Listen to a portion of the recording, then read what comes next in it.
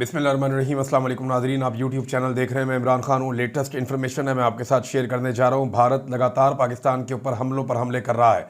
पाकिस्तान ने अभी तक जिस जवाबी कार्रवाई का वादा किया था कौम से, सहाफ़ियों से और जितने लोगों से भी पाकिस्तान की फ़ौजी एस्टेब्लिशमेंट की बातचीत हुई थी, उनसे जो कुछ कहा गया था अभी तक वो वादा पूरा नहीं हुआ।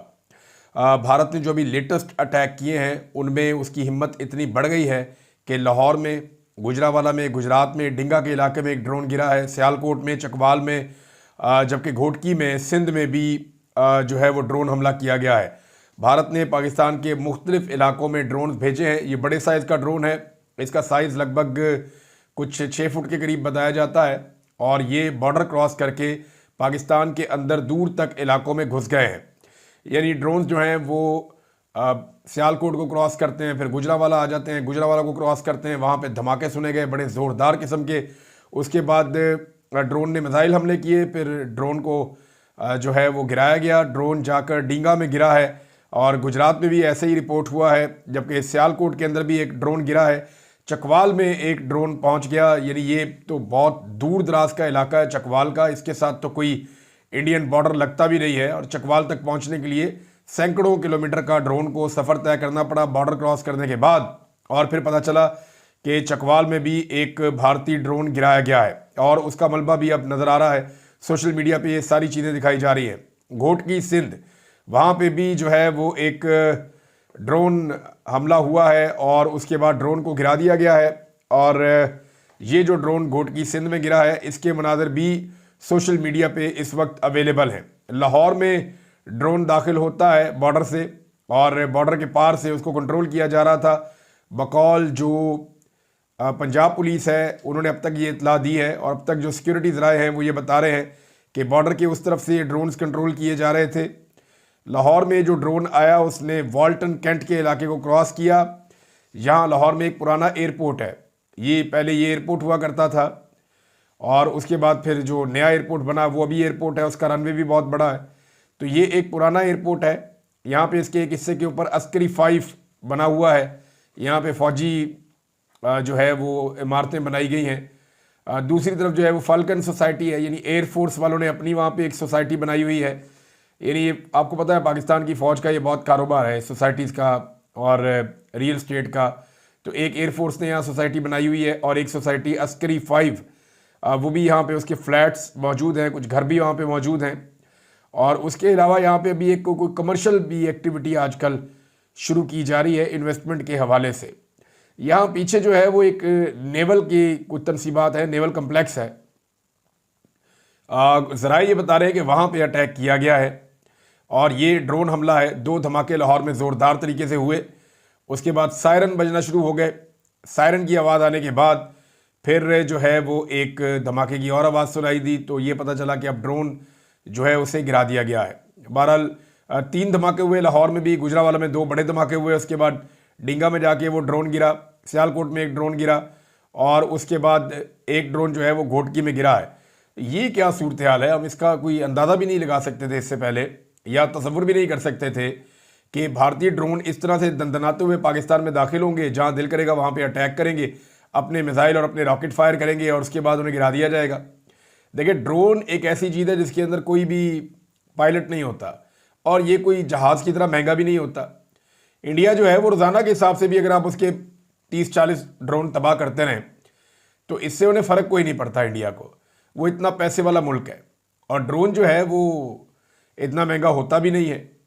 तो अब जो है वो पाकिस्तान के शहरी इलाकों में ड्रोन्स पहुंचना शुरू हो गए हैं। तो अब तक भारत ने पाकिस्तान के जिन शहरों पे हमला किया है जो सेटल्ड एरियाज़ हैं आज़ाद कश्मीर को निकालने के बाद, इसमें सियालकोट है, मुरीद के है और शेखुपुरा है। सियालकोट, मुरीद के, शेखुपुरा, लाहौर जो है वो सूबाई दारुल-हुकूमत है पंजाब का। लाहौर में भी अब अटैक किया है। गुजरावाला में अटैक हुआ है, डिंगा में जाके ड्रोन गिरा है, ये गुजरात का इलाका है।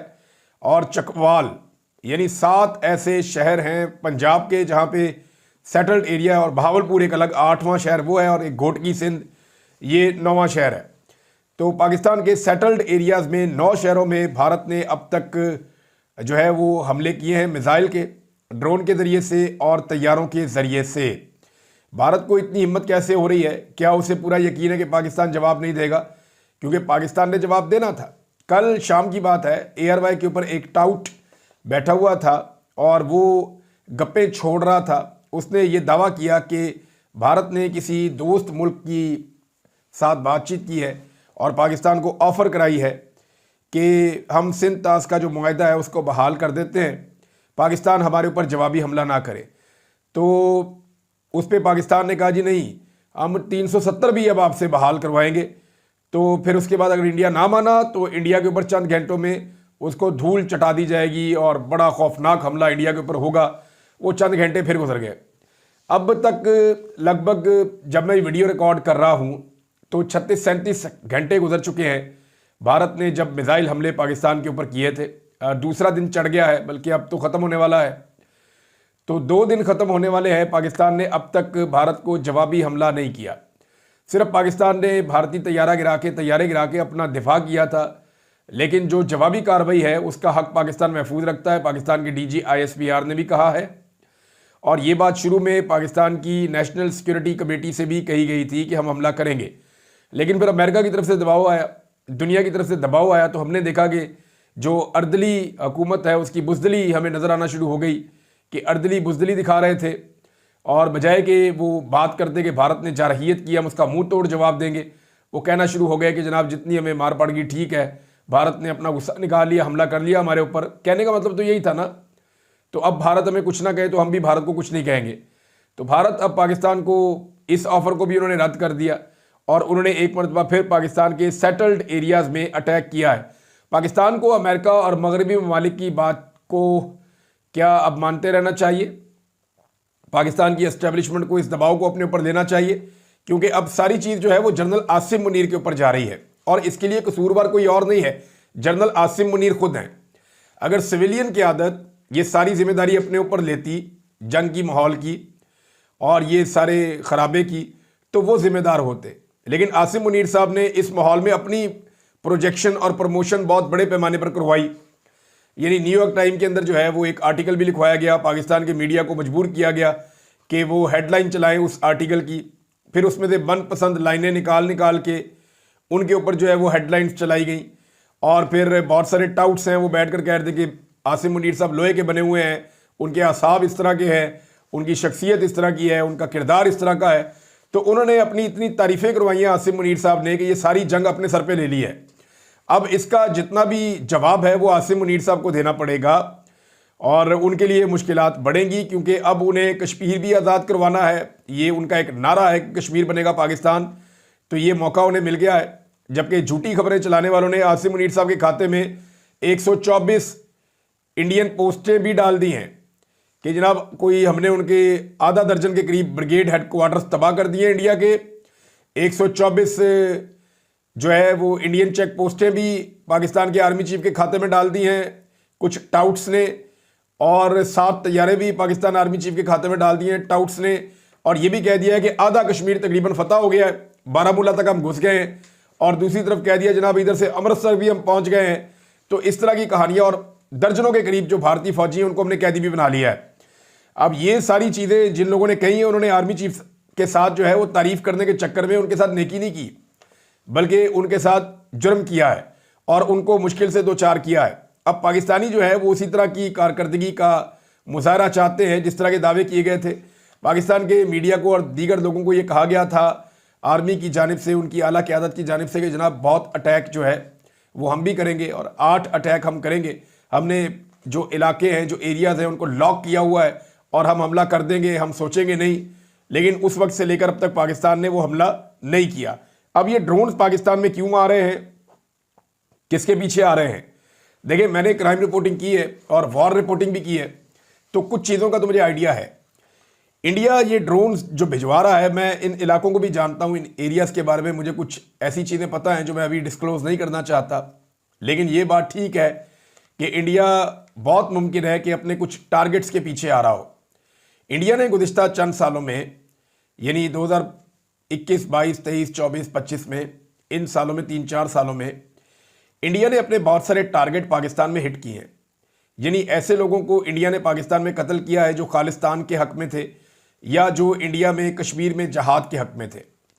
तो यहाँ पाकिस्तान के अंदर किलिंग की है इंडिया ने, और जिन लोगों को इंडिया समझता था कि वो इंडिया के लिए मुश्किल पैदा कर सकते हैं, उन्हें यहाँ पाकिस्तान में कत्ल किया गया। जैसे कि जोर टाउन में एक सिख रहनुमा को कत्ल किया गया, और बहुत सारी जगहों पे इस तरह के कत्ल होते रहे। रावलपिंडी में कत्ल हुए हैं, कराची में कत्ल हुए हैं, और पाकिस्तान के लैंडस्केप पे लगभग 20 के करीब मर्डर किए हैं भारत ने, और भारतीय मीडिया ने उसको बड़ा ग्लोरीफाई किया था कि जनाब कमाल काम हुआ है। तो भारत जो है वो पाकिस्तान के अंदर पहले से अपने टारगेट अचीव कर रहा था, और अब भारत को कोई ना कोई तो उनकी इंटेलिजेंस है जिससे उनको पता है कौन सा बंदा कहाँ है। तो शायद वो अपने टारगेट हिट करने के लिए इतने बड़े पैमाने पर ड्रोन्स पाकिस्तान भिजवा रहे हैं। अच्छा, ये जितने भी हमले हुए हैं ये सुबह 4 बजे से 7-8 बजे के बीच में हुए हैं, यानी दिन दहाड़े भारत अब आया है, रात के अंधेरे में नहीं आया, और उसने अपने ड्रोन्स भेजे हैं। और या तो वो अपने टारगेट हिट करना चाहता है भारत, एक बात ये है, या फिर भारत पाकिस्तान की एयर डिफेंस की सलाहियत को चेक कर रहा है कि क्या पाकिस्तान हमें बॉर्डर पर रोक पाएगा या नहीं रोक पाएगा। देखिए, ये बहुत इंपॉर्टेंट है, इसको आपको समझना पड़ेगा कि डीप इनसाइड आ गए हैं भारतीय ड्रोन्स। इससे पहले जो भारतीय मिसाइल्स हैं वो पाकिस्तान के अंदर आए थे, भावलपुर में बहुत अंदर आकर उन्होंने तबाही फेरी, शेखपुरा में बहुत अंदर आकर उन्होंने अटैक किया, मुरीदके में बॉर्डर से बहुत अंदर आकर उन्होंने अटैक किया। तो जब इतना अंदर आकर उन्होंने सियालकोट में हर जगह पे उन्होंने पाकिस्तान के अंदर अटैक किया और पाकिस्तान नहीं रोक पाया, तो सवाल ये पैदा होता है कि हमारी कैपेसिटी हमले को रोकने की, उसके ऊपर सवालिया निशान पैदा हो गया। अब भारत बहुत मुमकिन है कि ये जो भेज रहा है ड्रोन्स, इनके जरिए से वो पाकिस्तान की कैपेसिटी भी चेक कर रहा हो अपने टारगेट्स के साथ साथ, कि पाकिस्तान हमें कहाँ तक रोक सकता है और कहाँ पाकिस्तान हमें नहीं रोक सकता। अभी थोड़ी देर पहले एक इत्तला और आई है, और ये शाकिर इवान साहब ने दी है कि लाहौर के इलाके बरकी में एक और ड्रोन गिरा दिया गया है। ये एक और इम्पॉर्टेंट खबर है, यानी लाहौर में 2 ड्रोन गिरे हैं और लाहौर में धमाके भी हुए हैं। गालिबन ये धमाके जो हैं ये इन्हीं ड्रोन्स ने किए हैं। ये गुलबर्ग का इलाका है, गुलबर्ग और कंटोनमेंट के बीच का एक एरिया जहाँ पे वो एयरपोर्ट है, उसके नज़दीक वहाँ पे हुआ है। दोनों ड्रोन्स को चारों तरफ से सिक्योरिटी फोर्सेस ने घेर लिया है, वहाँ किसी को करीब नहीं जाने दे रहे, किसी को किसी नुकसान का अंदाज़ा नहीं है, और एक्चुअली ये धमाके कहाँ पे हुए हैं इसके बारे में भी कोई इन्फॉर्मेशन नहीं दी जा रही, और भारतीय ड्रोन ने किस टारगेट को हिट किया है इसके बारे में भी किसी किस्म की कोई इन्फॉर्मेशन नहीं दी जा रही। तो नाज़रीन, एक बात और मैं कहना चाहूँगा इस वीलॉग में कि इस हुकूमत को चाहिए कि फौरी तौर पे भारत को मुंह तोड़ जवाब दे, वरना ये मजाक बन जाएगा पाकिस्तान का। आपको जवाब देना पड़ेगा। अर्दली हुकूमत ने बहुत बुज़दिली दिखाई है। पाकिस्तान का वज़ीर आज़म जो है वो मुबारकबादें दे रहा था कौम को, आर्मी चीफ को, बाकी सबको, कि जनाब बहुत मुबारक हो, आपने चांदनी रात कर दी। अब वो दिन के टाइम हमला करने के आए हैं, तो इस दिन के टाइम में आप क्या कहेंगे शहबाज शरीफ साहब? दिन के टाइम आपकी ईद हो गई, यानी दुश्मन आपके ऊपर एक के बाद एक हमला कर रहा है और आप आंखें बंद करके बैठे हुए हैं, जैसे कि नीरू बांसुरी बजा रहा था। ये सूरत हाल है शहबाज शरीफ साहब की और इनकी हुकूमत की, और एस्टेब्लिशमेंट भी ऐसा लगता है कि बुखलाई हुई है, वरना अभी तक उन्हें वापस जवाबी हमला करना चाहिए था। दुनिया का प्रेशर बढ़ता चला जाएगा जितना पाकिस्तान ताखीर करेगा। पाकिस्तान को टाइमली भारत को जवाबी हमले का जवाब देना चाहिए था, लेकिन अभी तक जवाब नहीं दिएगा। इसी कंटोनमेंट के अंदर जब पाकिस्तान तहरीके इंसाफ दाखिल हुई थी तो 2 साल से गुस्सा ठंडा नहीं हो रहा पाकिस्तान में मिलिट्री एस्टेब्लिशमेंट का, लेकिन इसी कंटोनमेंट के अंदर अब 2 ड्रोन्स भारत ने दाखिल कर दिए हैं, लेकिन अभी तक कोई जवाबी कार्रवाई सामने नहीं आई। नाज़रीन, कुछ और खबरें इससे जुड़ी हुई मैं आपको बता देता हूँ। एक ये है कि भारत इमरान खान साहब की अहमियत को जानता है, उसे मालूम है कि पाकिस्तान के लिए इमरान खान कितना इंपॉर्टेंट है। भारतीय तज्जियाकार खुलकर भारतीय टीवी चैनल्स पे ये कह रहे हैं कि पाकिस्तान लीडरलेस है, इस वक्त पाकिस्तान का कोई लीडर नहीं है, लिहाजा पाकिस्तान से लड़ना इस वक्त आसान है। लेकिन एक चीज़ और भी भारत जानता है कि खुदा न खास्ता अगर इमरान खान साहब को कुछ हुआ तो पूरे मुल्क के अंदर खाना जंगी जैसी कैफियत पैदा हो जाएगी और दुश्मन के लिए चीज़ें और आसान हो जाएंगी। मैं बार बार ये कह रहा हूँ, बार बार वार्न कर रहा हूँ, बार बार मैं खबरदार कर रहा हूँ कि पाकिस्तान की मिलिट्री एस्टेब्लिशमेंट को अपनी जिद छोड़ देनी चाहिए। फौरी तौर पे इमरान खान साहब को महफूज मकाम पे मुंतकिल करना चाहिए। अगर वो जेल में ही रहते हैं और भारत कोई शरारत करता है तो याद रखिएगा ये पाकिस्तानी अवाम का गुस्सा भारत के ऊपर नहीं जाएगा। हो सकता है पाकिस्तानी अवाम ये माने भी ना कि ये भारत ने किया है, और सारा का सारा गुस्सा पाकिस्तान की एस्टेब्लिशमेंट पे उतरेगा। पाकिस्तान में खाना जंगी जैसी सूरत हाल हो सकती है। लेकिन जब तक आसिम मुनीर साहब आर्मी चीफ हैं, तब तक तो वो इमरान खान साहब को छोड़ने का किसी किस्म का कोई इरादा नहीं रखते, और उनको छोड़ने का वो रिस्क नहीं ले सकते, क्योंकि कम से कम वो ये चाहते हैं कि उनकी एक्सटेंशन का जो अमल है नवंबर 2025 में वो पूरा करना चाहते हैं, कि उनकी एक्सटेंशन हो जाए, उनके लिए किसी किस्म की प्रॉब्लम ना हो और वो लंबे अरसे तक पाकिस्तान के आर्मी चीफ रह सके। अभी आप देखिएगा आने वाले दिनों में पाकिस्तानी कौम को मखसूस नशिस्तों का एक झटका भी लगाया जाएगा। आप देखते जाइए, ये झटका भी पाकिस्तानी कौम को लगेगा, जैसा कि फौजी अदालतों वाला झटका पाकिस्तानी कौम को लगाया गया है। एक घटिया फैसला किया गया, एक काबिल मुजम्मत फैसला किया गया, इंसानियत सोज फैसला किया गया सुप्रीम कोर्ट के आईनी बेंच की जानिब से। अब यही इसी तरह का बेंच जो है वो एक और फैसला करेगा कि मखसूस नशिस्तें पीडीएम की जमातों को दे देगा, और उसके बाद 27वीं आईनी तरमीम के जरिए से जो है वो बहुत सारी चीज़ों को महफूज बना लिया जाएगा, जिसमें एक आर्मी चीफ की एक्सटेंशन भी हो सकती है। नाज़रीन, पाकिस्तान तहरीक इंसाफ के खुर्रम ज़ीशान साहब हैं, उन्होंने एक स्टेटमेंट दिया। उन्होंने कहा, जी अल्लाह पाकिस्तानियों को इंडिया और पाकिस्तान दोनों फौजों के शर से महफूज रखे, आमीन। अब इसको आप जो है वो मिलिट्री कोर्ट्स के हवाले से भी ले सकते हैं कि जहाँ सिविलियन का वहाँ जाके ट्रायल हो जाता है। दूसरा देखें ना, पाकिस्तानी फौज ने 4 दफ़ा इस मुल्क पे मार्शल लॉ लगाया है, तो ये शर था जर्नैलों का जिन्होंने मार्शल लॉ लगा के पाकिस्तान में आइन की धज्जियाँ उड़ाई हैं, आइन से गद्दारी की है और पाकिस्तान में मार्शल लॉ लगाया है। तो उन्होंने, खुर्रम ज़ीशान साहब ने कहा कि अल्लाह पाकिस्तानियों को इंडिया और पाकिस्तान दोनों फौजों के शर से महफूज रखे, आमीन। अब नाज़रीन, जो वॉल्टन वाला अटैक है, इसके बारे में आहिस्ता आहिस्ता इन्फॉर्मेशन सामने आ रही है। ये इन्फॉर्मेशन मैं आपके साथ शेयर करूंगा आने वाले वीलॉग में। अब तक के लिए जो इन्फॉर्मेशन थी मैंने आपको बता दी है। भारत दिन दहाड़े घुसकर हमला कर रहा है पाकिस्तान के अंदर, और पाकिस्तान ने अभी तक रिटेलिएशन नहीं की। पता चलता है कि DGISPR कोई इस पे मौक़िफ़ देने वाले हैं थोड़ी देर में। देखते हैं कि वो क्या मौक़िफ़ देते हैं। तब तक के लिए इतना ही, अपना ख्याल रखिएगा, अपने इस चैनल का भी। अल्लाह हाफिज़। पाकिस्तान जिंदाबाद।